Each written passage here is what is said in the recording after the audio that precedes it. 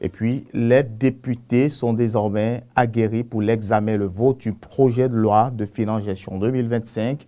Un atelier a été organisé à leur profit par l'unité d'analyse, de contrôle et d'évaluation du budget de l'État de l'Assemblée nationale avec l'appui financier du programme des Nations Unies pour le développement PNUD à travers le projet d'appui au renforcement des capacités du Parlement, des organes chargés de la gestion des élections, phase 2. Suivons le compte rendu. Améliorer le niveau de connaissance des députés en matière de lecture et d'examen du projet de loi de finances gestion 2025.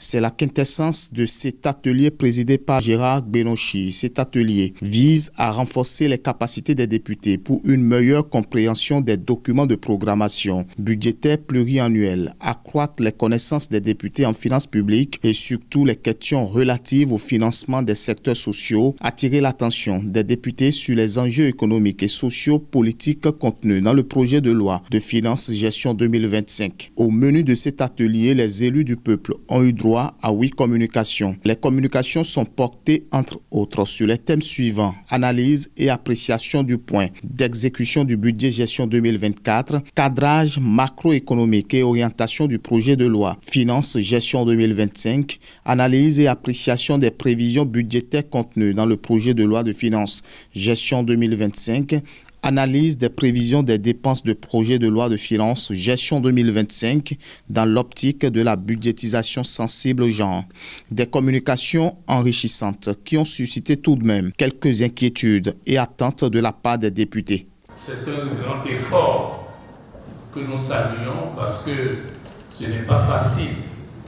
Est-ce qu'on en arrive à ce point-là?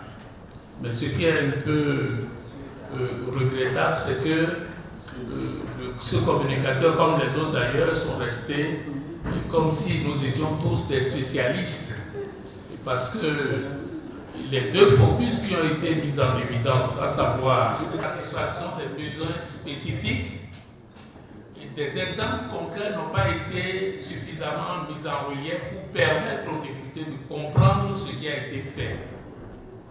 Et je pense que pour ce que j'ai entendu, peut-être de façon un peu marginale. Ce que moi j'entends de façon courante, c'est que vraiment nous sommes dans une bonne croissance.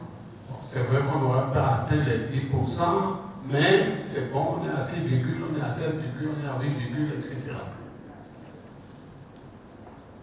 Cette croissance, toujours vantée par le gouvernement, par les amis, les supporters du régime, vous proclamez qu'elle est fragile. Je souhaite qu'on nous dise de façon concrète la manifestation de cette fragilité. L'atelier a permis aussi aux députés d'analyser les prévisions des dépenses de projet de loi de finances gestion 2024 dans l'optique de la budgétisation sensible aux droits des enfants. Les autres communications ont porté sur les thèmes suivants: identification, analyse et appréciation des mesures fiscales contenues dans le projet de loi de finances gestion 2025, identification, analyse et appréciation des mesures douanières contenues dans le projet de loi finances gestion 2025 et enfin stratégie annuelle d'endettement de l'État pour le compte de la gestion 2025.